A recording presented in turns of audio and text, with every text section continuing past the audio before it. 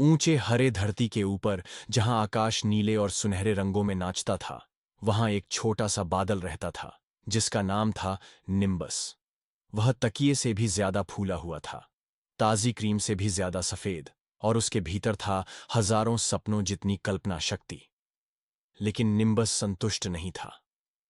मैं सिर्फ एक मुलायम बादल नहीं बनना चाहता, उसने आकाश में गड़गड़ाते तूफान को देखते हुए कहा। मैं गरजना चाहता हूं, बिजली चमकाना चाहता हूं, मैं कुछ महान बनना चाहता हूं। बुजुर्ग बादलों ने धीरे से हंसते हुए कहा, हर बादल गरजने के लिए नहीं होता, प्यारे निम्बस। सिर्रा नाम की एक सुंदर साइरस बादल ने कहा, जो सूर्यास्त को सजाया करती थी।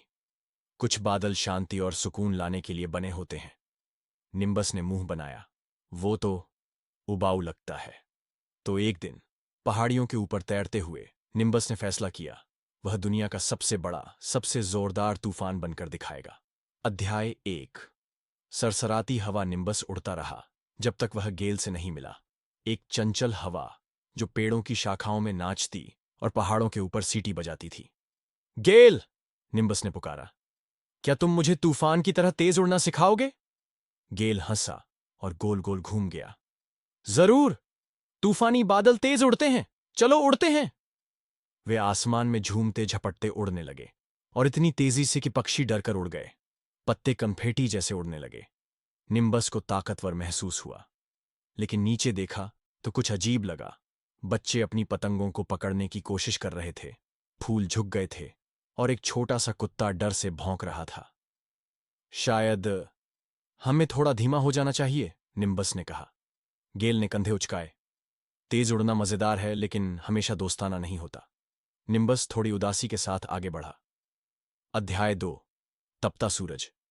मैं भी तुम्हारी तरह तेज और चमकदार बनना चाहता हूं, सोल मुस्कुराया। जरूर, लेकिन ध्यान रहे, जितना ज्यादा चमकोगे उतनी ज्यादा गर्मी फैलेगी। निम्बस ने सूरज की रोशनी को अपने भीतर समा लिया, जिससे वह गहरा और भारी हो गया। अब वो सच में तूफानी बादल जैसा दिखने लगा। अब तो मैं असली तूफान लग रहा हूं, वह खुश हुआ। लेकिन नीचे देखा, फसलें मुरझा रही थीं, तालाब सूख रहे थे, और लोग धूप से परेशान थे।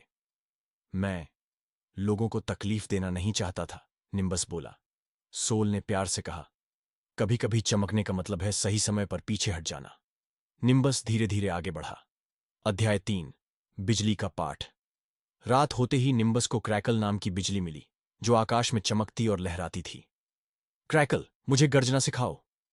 क्रैकल जमीन से आसमान तक चमकी। देखो और सीखो, छोटे पफ। निम्बस ने गरजने की कोशिश की, लेकिन बस एक हिचकी जैसी आवाज आई। क्रैकल हंस पड़ी। समय लगेगा, हर बादल गरजने के लिए नहीं बना। निम्बस उदास हो गया। लेकिन मैं चाहता हूं कि लोग मुझे याद रखें, मुझे मतलब रखना है। क्रैकल थोड़ी देर चुप रही। मैं भी हर बार नहीं चमकती, कभी कभी बस मौजूद रहना ही काफी होता है। निम्बस चुपचाप सोचते हुए तैरने लगा। नीचे देखा, सूखी जमीन, प्यासे पेड़ और सोते हुए जानवर। उन्हें बिजली नहीं चाहिए थी, उन्हें कुछ और चाहिए था। अध्याय 1। सौम्य उपहार। निम्बस ने अपने भीतर झांका। अब वह पानी से भर गया था, गरज या चमक से नहीं, बल्कि दया, ध्यान और शांत समझदारी से।